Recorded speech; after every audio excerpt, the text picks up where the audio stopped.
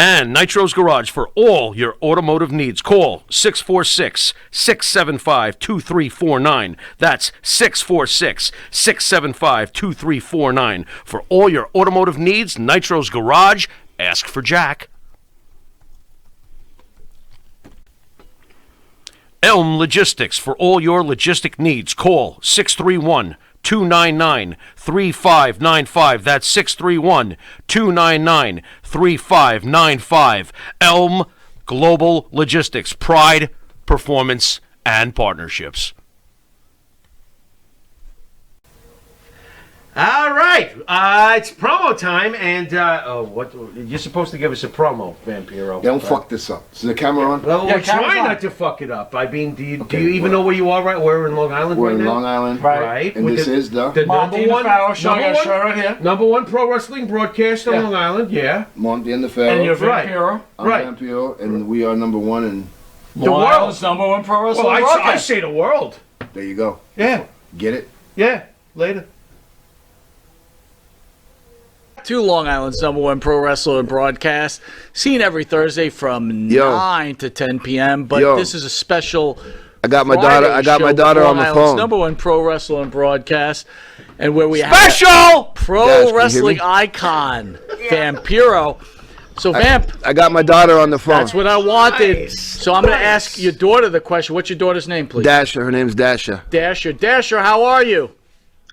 Good. Yourself? Thank you for asking. Fantastic. We have your dad or your father on the phone. So here's my question to you. Is your father a good father? Oh. He is an amazing father. Tell me why. Honestly, thank him and my mom, and I say that it's a constant daily blessing to have both of them as my parents, as my guides, as my best friends in my life. Wow. Dasher, how old are you, please? I'm 21.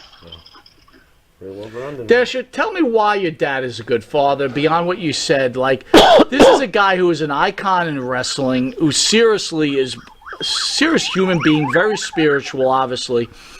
But had to break up, obviously, with your mom. And that's got to be tough on a child who's had as a child, a divorce. Why do you respect your father this much? It's refreshing, by the way. Well, he's been there through all of it. Through the bad times that I've had, which were like super dark and low times, and the extreme good times. He's just been through every step of it all, and he never gives up on me. He always has faith and always motivates me to be a better version of myself and follow my dreams and just keep on doing good. He's never lost hope or love. Thank you, sweetie. Dasher, I want to say thank you for these kind comments, and I got to tell you, it's a beautiful thing. Your father has completely impressed the hell out of me, and I don't know. It's great to see a father and a daughter being as close as you are. So I want to thank you for coming on the show and at least sharing this your opinion about your father. Oh, no, thank you, and thank you for taking the time to ask me these questions. All right, we'll talk to you soon. Thank you so much. Thank you, sweetie. I'll call you later, okay? Okay, Pa, good luck. I love you. Yeah, I love you too, kid. Well, that's a home run. Bye-bye. Oh, my God. Bye, love you. Bye. Bye. Yeah, he's a killer, Dad. You can tell. So, bro, I could see how emotional you get, and being a father myself, I totally understand that. And I think this is what life's about. So I would think that beyond wrestling, beyond everything you've done in your life, this is probably the most important thing that you've ever done. I don't think I've done anything. I think she's. I learned from her. She's only 21, and she speaks the way she does, and she looks at life the way she does. It makes me work harder to better the mistakes I made in my past, and it goes back to what you say about things like in the books and all that stuff. And is it hard for me to read? It's so. unimportant. Chris Jericho, there's such a big speculation that there's heat.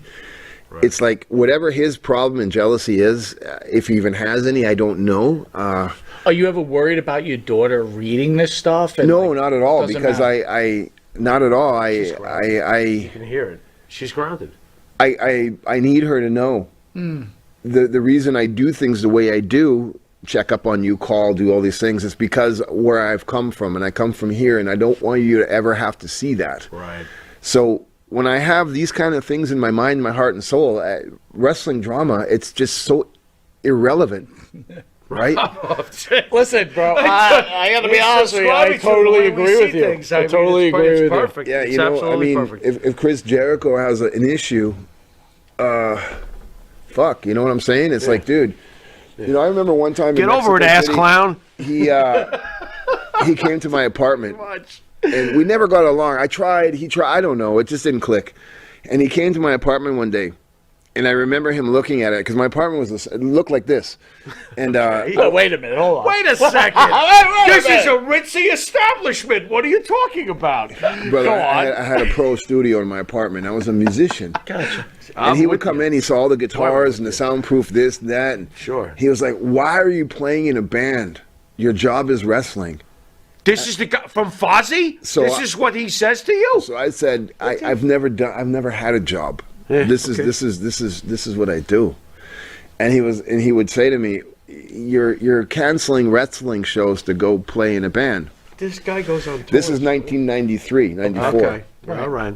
And then and it's kind of like, yo, you were Jericho before Jericho. Please, no. I mean, come on. Jericho is a version of me. That's what I just said. No, I you mean, said I was Jericho. I can't have that name in my name. Wow. And I don't. Judas in your mind? And is I that what don't know if that's true. I mean, anybody can be a musician or a wrestler. Oh, sure. But all I know is, I didn't work wrestling to pay for my tours and tell people I was a rock star. Right. Amen. I wanted to play rock and roll in bars because that music is a language that needs to be spoken. Absolutely. So music or wrestling? Oh, boy, do I relate to that. Yeah. Music. Music all the way.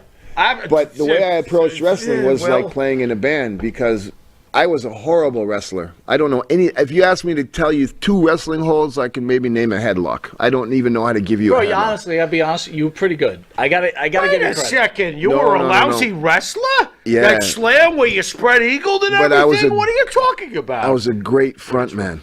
Okay, my heroes are not wrestlers. My heroes are Iggy Pop and Evel Knievel.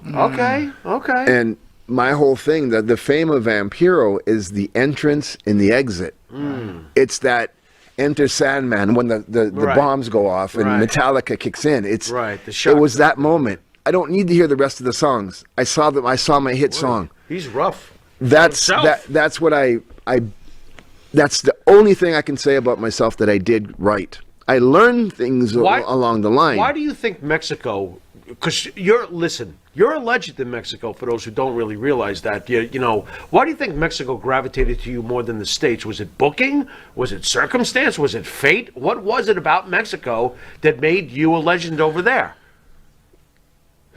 Because the government had canceled rock concerts from foreign bands for over 30 years. 30 years. So all of a sudden, the government opened that up. So American bands came in. MTV went on the air. Guns N' Roses, LA Guns, Anne Rice, all that stuff hit. Anne Rice. Wait a minute, video killed the radio star. Come on. Yeah, You got to start in the beginning. Well, that's 1982 with the Buggles. That's where he's got to start. Well, we're talking about Mexico, though. So when that happened, when Metallica came and all these bands, U2, things like that, MTV was on. A year? 89, 88, 89. All right, fine. And then wrestling went on the air. Right. So all of a sudden you have American influence. AAA was created. No. This is way before that. Okay. But okay. I know you had MTV. Came around. Okay. And then all of a sudden, you had one of those MTV guys in your neighborhood, and he was named Vampiro.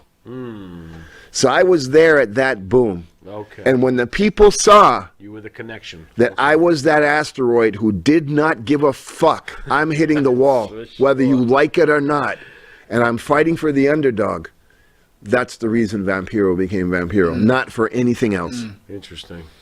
All right, brother. So we're gonna hit you with something called the